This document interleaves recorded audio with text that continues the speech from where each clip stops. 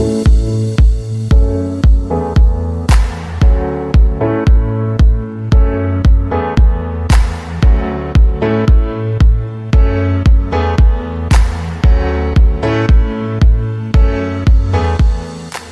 tous qui prétendez à passer votre bac très prochainement, ou ceux qui ont déjà eu leur bac, donc vous posez beaucoup de questions par rapport à la filière à choisir juste après le bac, la formation à choisir également. Quelle formation répondrait au mieux à mes besoins, au mieux à mes aspirations, à mon avenir, et puis à ce que je veux vivre dans l'avenir. Vous avez plusieurs questions que vous posez à vous-même, que vous posez à votre entourage, et pour lesquelles vous n'avez pas de questions précises ou de questions inspirantes. Cette vidéo aujourd'hui va vous aider à répondre à vos questionnements. Bonjour Kautsar. Bonjour Madame Naïm. Alors j'aimerais savoir comment faire le point sur ma situation et mes envies pour mieux choisir mon orientation après le bac.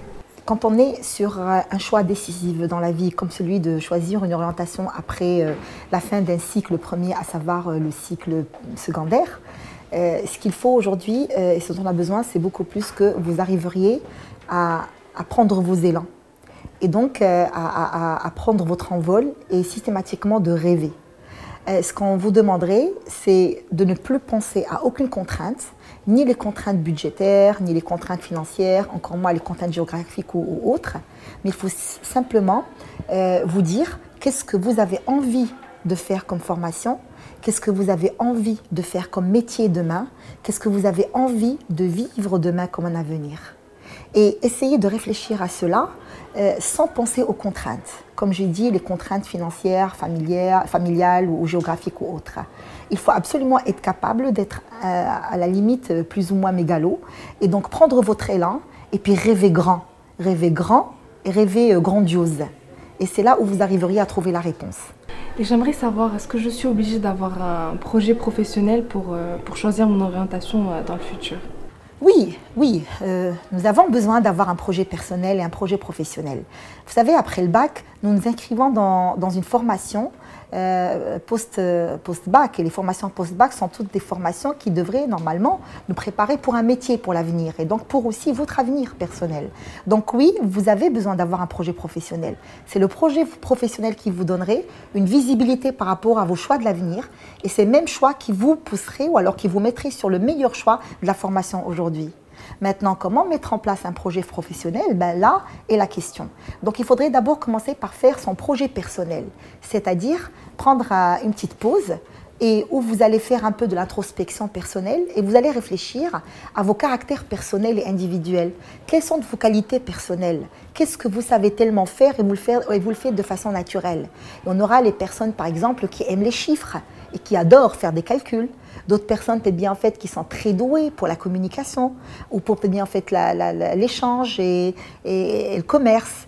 D'autres personnes qui seraient beaucoup plus à l'aise, elles le savent très très bien, elles ont un don ou un talent pour tout ce qui est peut-être bien en fait planification. Et donc qui vont être bien en fait sur des études de management de projet ou autres.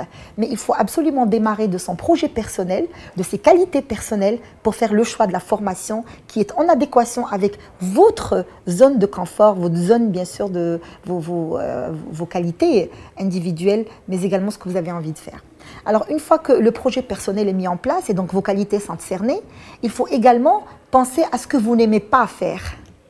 Et donc, on aurait des personnes qui vont réfléchir en disant « moi, je déteste les chiffres, je déteste les calculs ». D'autres personnes, elles diront peut-être bien fait « moi, je déteste travailler en groupe ». Parce que dans ce choix de formation aussi, vous devriez aller vers ce que vous aimez faire et vous savez faire, mais également éviter ce que vous n'aimez pas faire. Et pour finir, Madame Naïm, quel conseil donneriez-vous aux bacheliers qui nous regardent aujourd'hui? Alors, pour parler de mon conseil aujourd'hui, je sais que les jeunes qui regardent cette vidéo aujourd'hui, comme tous les autres jeunes, je sais qu'à cet âge, on manque d'expérience et aussi, si vous voulez, un peu de maturité, si vous voulez, un peu dans la réflexion. Et donc, nous avons tendance à poser beaucoup de questions dans notre entourage. Et nous posons des questions à nos parents, peut-être bien fait à notre cousin qui a fait telle formation, un voisin qui a fait telle autre formation.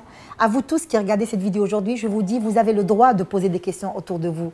Vous avez le droit d'enquêter, de poser la question au cousin qui a fait telle formation, pourquoi il l'a faite et qu'est-ce que finalement, qu'est-ce qu'il est en train de vivre dans le cadre de cette formation, qu'est-ce qui lui permet. Vous avez le droit de poser les questions à vos parents qui vous diront, tels qu'ils vous connaissent, où est-ce qu'ils vous voient et où est-ce qu'ils pourraient peut-être bien vous projeter.